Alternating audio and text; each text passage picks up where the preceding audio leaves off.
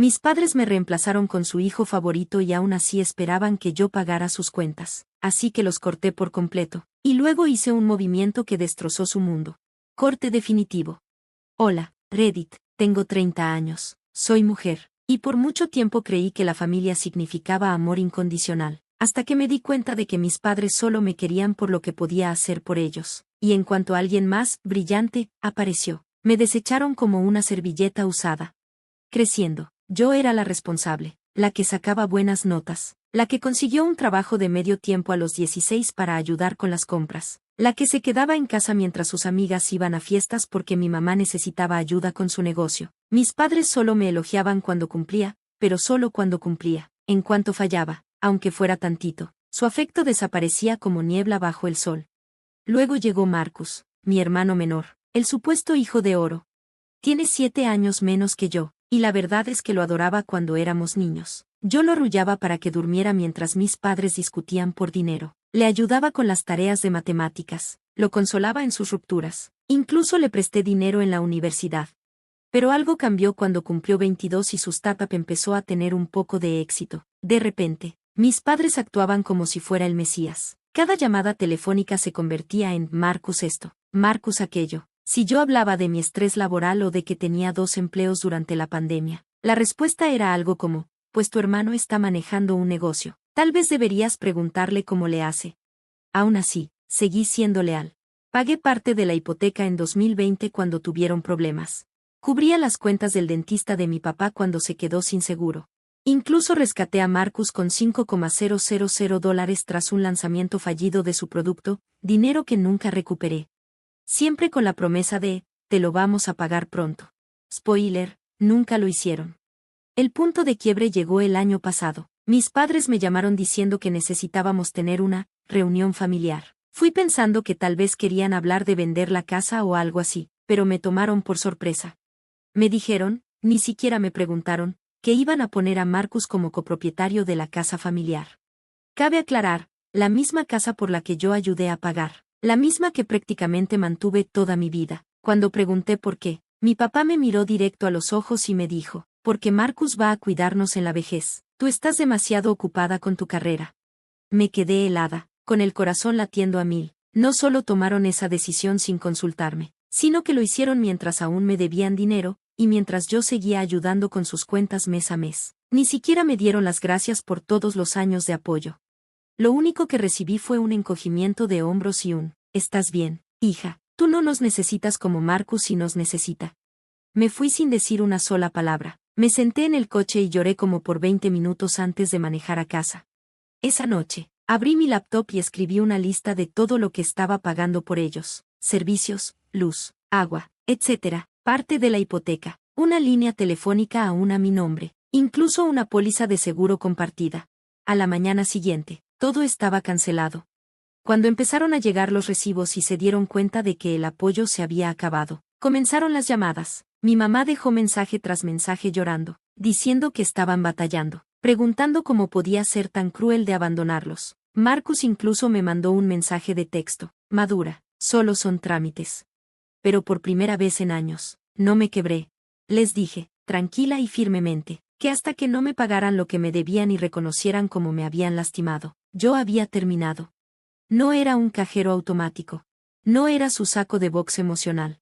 Y definitivamente no iba a seguir permitiendo el cuento del hijo de oro. Pasaron semanas, luego meses. Sin reembolso. Sin disculpas. Solo silencio, y de vez en cuando una publicación pasivo-agresiva de mi mamá en Facebook sobre los hijos que olvidan de dónde vienen. Lo que no sabían era que yo ya tenía un último movimiento planeado. Hace unos 2 años, compré en silencio una casita al otro lado de la ciudad. Necesitaba arreglos, pero era mía. La fui renovando poco a poco los fines de semana, la usaba como proyecto personal para recuperar mi independencia. Cuando todo se fue al diablo con mis padres, decidí mudarme ahí. Pero aquí viene el giro. ¿Esa casa? Era de mi abuela, la mamá de mi papá. Ella me la dejó en su testamento, pero cuando murió, mis padres me convencieron de que les dejara manejar la venta porque yo era muy joven para encargarme de esas cosas. No discutí, confié en ellos. Resulta que la vendieron a mi nombre, pero se quedaron con la mayor parte del dinero. Me tomó años y una larga investigación descubrir que no siguieron el proceso legal correcto. La casa quedó en un limbo legal, y técnicamente nunca tuvieron la autoridad para venderla. Trabajé con un abogado, presenté los papeles y logré recuperarla legalmente, sin que ellos se enteraran. Así que cuando por fin me mudé, les mandé un solo mensaje: recuperé lo que es mío, no me vuelvan a contactar. Y fue ahí cuando se desató el infierno. Mi papá me llamó gritando, diciendo que era una malagradecida, que estaba arruinando el legado familiar. Mi mamá lloraba por teléfono, acusándome de traición. Marcus se apareció sin avisar en la propiedad, golpeando la puerta y exigiendo que hablara como adulta. No le abrí, llamé a la policía y presenté una denuncia por allanamiento. Pensaron que podían reemplazarme, robarme, manipularme con culpa, y aún así esperar lealtad. En lugar de eso, obtuvieron silencio. Y ahora vivo en la casa de la que intentaron borrarme, rodeada de paz, no de ruido. Planté un pequeño jardín en la parte de atrás. Leo por las noches. Y duermo sabiendo que al fin me defendí después de años de abuso. Pero esto no ha terminado. Porque hay una última pieza que ellos no conocen, una que va a sacudirles el mundo más que perderme. Y estoy lista para hacerla pública. Habían pasado 6 meses desde que los corté y recuperé la casa de mi abuela. 6 meses de silencio para mí, y 6 meses de caos para ellos. No lo vi directamente, pero me enteraba por conocidos, vecinos y hasta un primo que aún le daba like a mis publicaciones en Facebook, a pesar de la Guerra Fría. Aparentemente, mi ausencia les pegó más duro de lo que pensaban. Económicamente estaban en problemas. Sin mi ayuda, no podían pagar impuestos ni servicios. Mi papá intentó pedirle ayuda a Marcus, pero claro, la startup de Marcus no era la mina de oro que creían. Apenas si salía tablas, y el poco dinero que tenía lo usaba para mantener su propio depa. ¿Justicia poética? Tal vez. Pero no lo celebré. Solo viví. Reconstruí mis rutinas. Caminatas por la mañana, café en silencio, una huerta que empezó a florecer. Comencé terapia. Dejé de revisar el celular esperando llamadas. Y por primera vez, sentí que mi vida era realmente mía. Entonces llegó la carta. No era una disculpa, ni cerca. Era un aviso legal, mal escrito y patéticamente desesperado, diciendo que yo me había manipulado para recuperar la casa y que buscarían una compensación por lo que les correspondía. Me quedé viendo la carta, no sorprendida por su descaro, eso ya me lo esperaba, sino por su tremenda audacia. De verdad creían que aún tenían poder sobre mí, que después de todo, me agacharía, aceptaría la culpa y me rendiría. Así que hice mi último movimiento.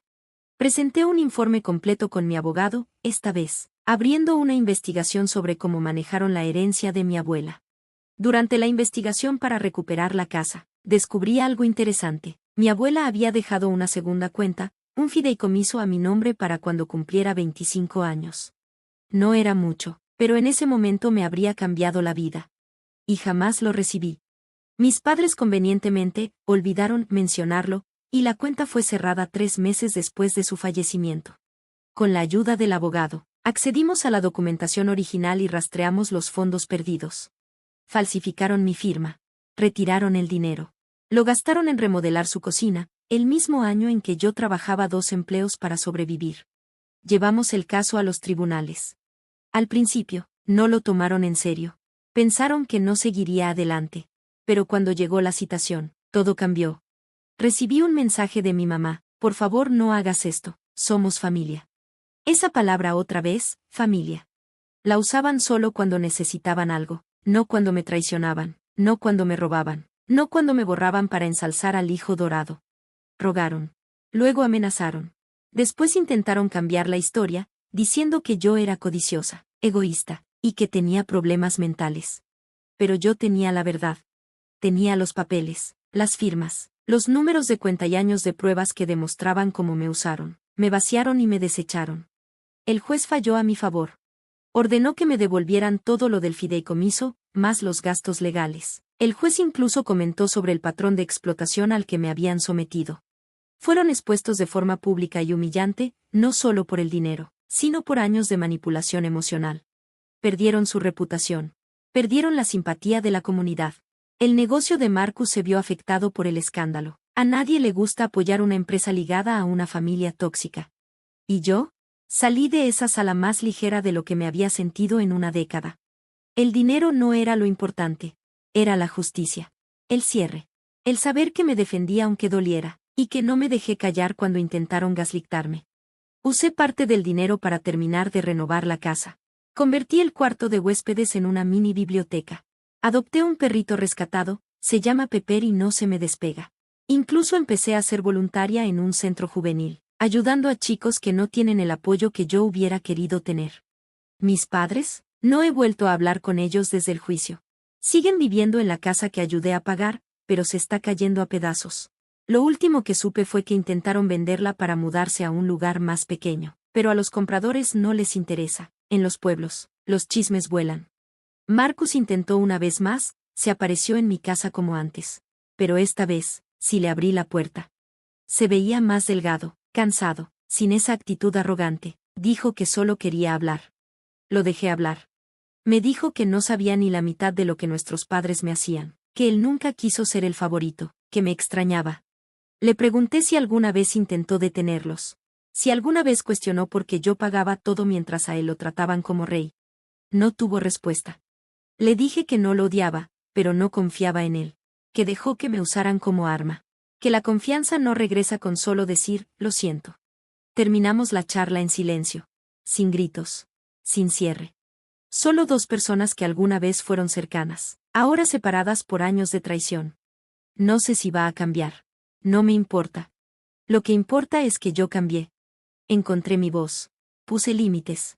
Enfrenté a quienes debían protegerme, y eligieron destruirme. La gente dice que la sangre pesa más que el agua. Pero yo aprendí algo mucho más valioso. El amor pesa más que la obligación. Y a veces cortar lazos no es crueldad. Es sobrevivir.